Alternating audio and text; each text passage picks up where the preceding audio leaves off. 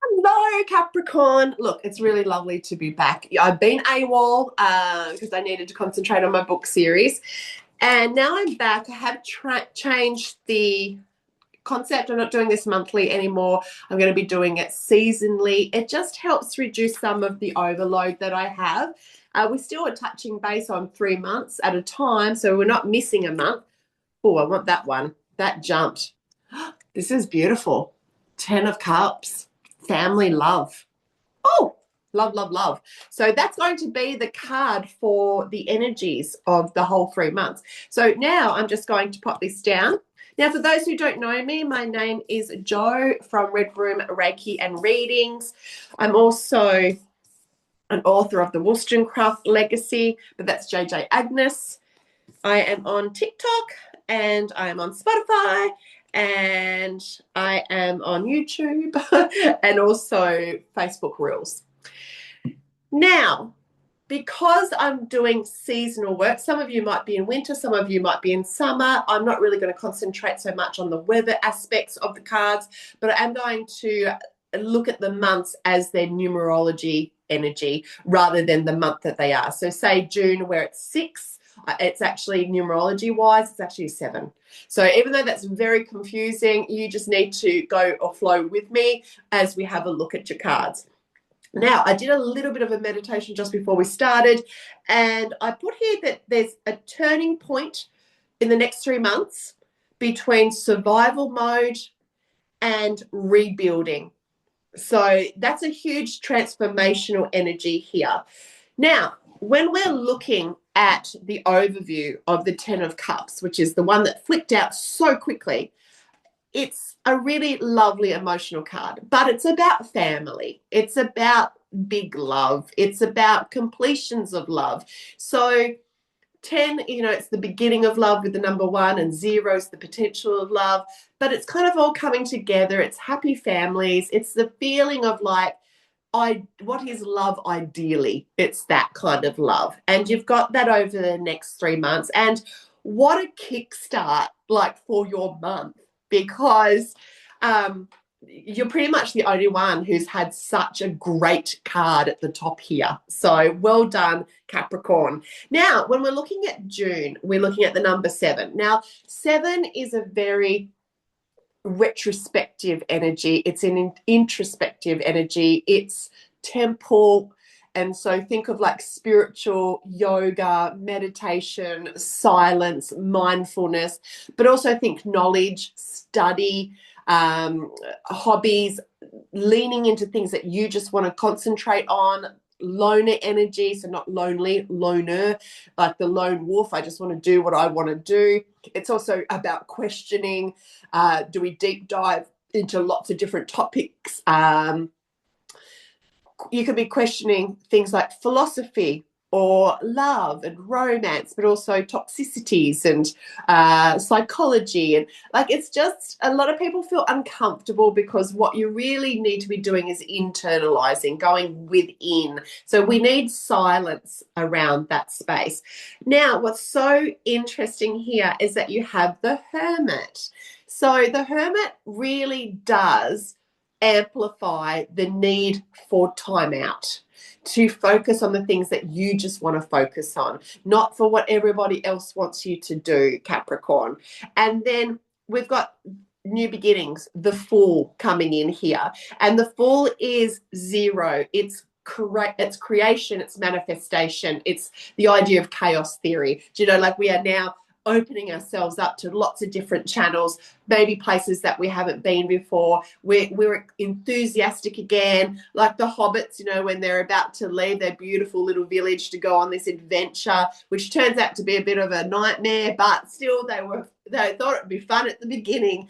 And then you've got the 2 of Pentacles, juggling resources, maybe being in 2 places at the same time, maybe career and home, maybe career and study, maybe study and home. So, but the ability to juggle, needing to bring in that kind of flexibility of juggling. Some of us are terrible jugglers, like, chit, where's it gone? Lost it.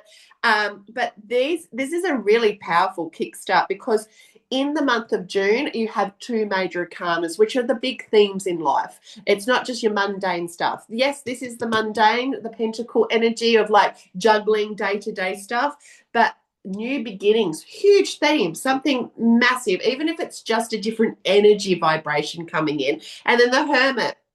For some of you, that might mean, like a creepy little old man in the backyard that you can't see through all the grass, like where the hermit originated from.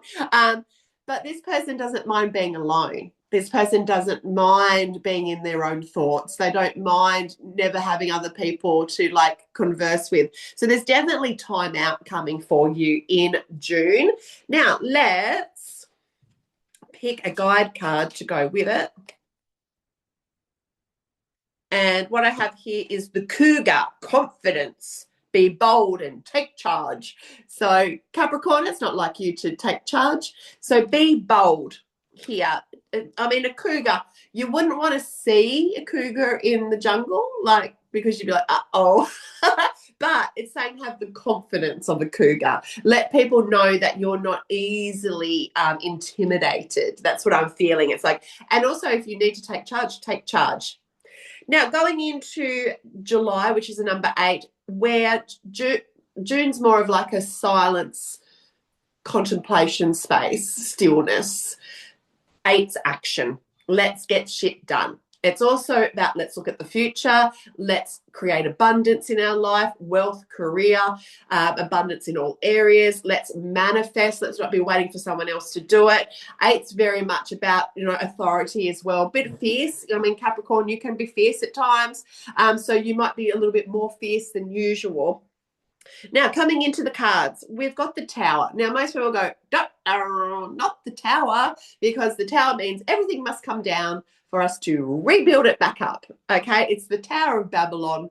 If you look at it from the Christian philosophy, and the Tower though is a necessary evil. Some things have to be renegotiated, reassessed, restarted. It is what it is. So some part of that. And then right here we've got the Lovers. Now the Lovers can mean decisions to make. So it looks to me like you've got some decisions that you've got to come back in. Lovers can also mean relationships, the lovers, a little bit of like sexy time for some of you. If we put the Tower and the Lovers together, there is a major decision about things, turning points. Actually, what did I write in there? So here I put recognizing chaos and busy mentally, but then I've got your productivity happening here. So we might be looking at your productivity, and the reason I'm saying that is because we have the Ace of Wands. So Ace is potential of passion. So if it is relationship-wise, the relationship needs to change a little bit, or in some places, and reignited in passion. But this could be in your career. This could be just in your day-to-day stuff, your life stuff. But you've got 2 major arcanas again. 2 here, 2 here. So that's already 4 major arcanas out of like 10 cards. And you've got 2 aces as well. So there's so much potential, so much growth, so much beginning, so much creation happening here. And even though there's things you're pulling down, I don't think it's because you got to. It's because you think, like, I just don't need that energy anymore. So I'm going to pull this down, and then I'm going to rebuild these decisions over here, all to do with my passion, creating more passion. Sometimes just cleansing my red room will give me a supercharge for a good month. And so it could be just as simply as like changing furniture around the house. It doesn't have to be hugely catastrophic as which people think the Tower is. They always go, oh, it's bad, it's bad. And the Ace of Wands is, returning also to passion, returning to innovation, returning to places of conversations as well, important conversations, but it's the birth of it. It's like the brand new beginnings of it. Now, let's pick a card for it. Some of you are going to be pregnant as well, or be delivering babies. Because when I look at the Lovers, she's got this beautiful little preggy belly. It's actually so cute. And when I look at the tower, instead of seeing people falling, it actually looks like birds just starting to fly away. It's a totally different energy, that tower. We have the coyote. So we've got some like fierce animals. Wise fool, accept your follies and find the teaching in them. So it's just a reminder that it's okay to start afresh, really. The wise fool, it's also cautioning, don't be too arrogant or don't be too like, oh, I know. It's actually just allowed to learn as well. Just, it's okay to have follies. We all have follies, and find the teaching within those follies. Now, moving into I'm jumping into September, which is brand new beginning. So I must be excited for you to get into September. But we are concentrating on August. And August is a number 9 energy, releasing completions, letting go of things that no longer serve us. We're on kind of like the idea of like our new us. So we need to get rid of the old stuff that no longer is part of our character or what we stand for. It could be our belief systems, it could be our behaviors.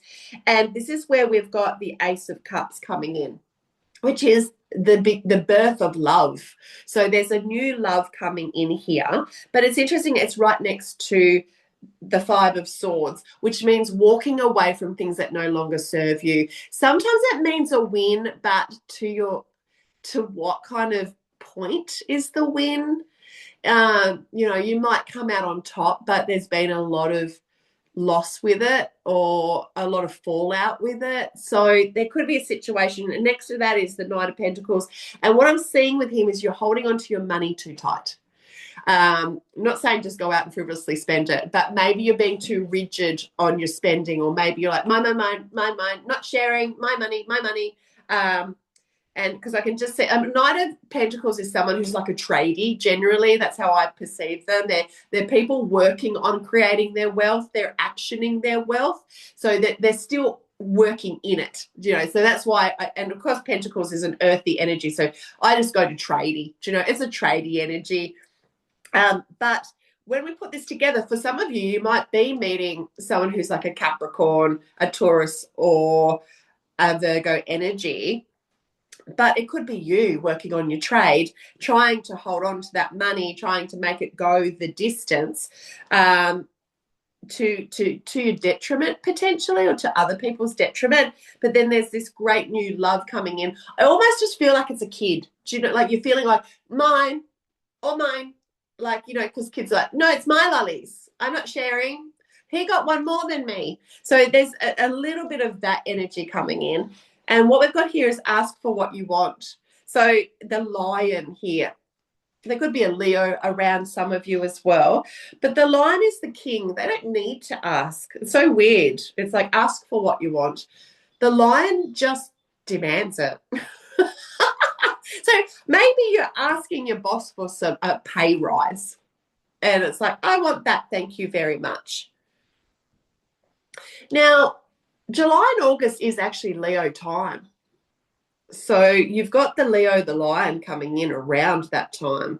So almost taking on that Leo character, which are very loyal. Leos are very, very loyal. I tease Leos all the time because I always say, they just lay there and let everyone else do the work. But I just stir up my partner because he's Leo. But there is some great love coming in. And I feel like a little bit of softness, even though a lot of these cards are not soft here. I do feel like there's a softness around the heart chakra. But when it comes to finances, not so much. There's a little bit of change going on.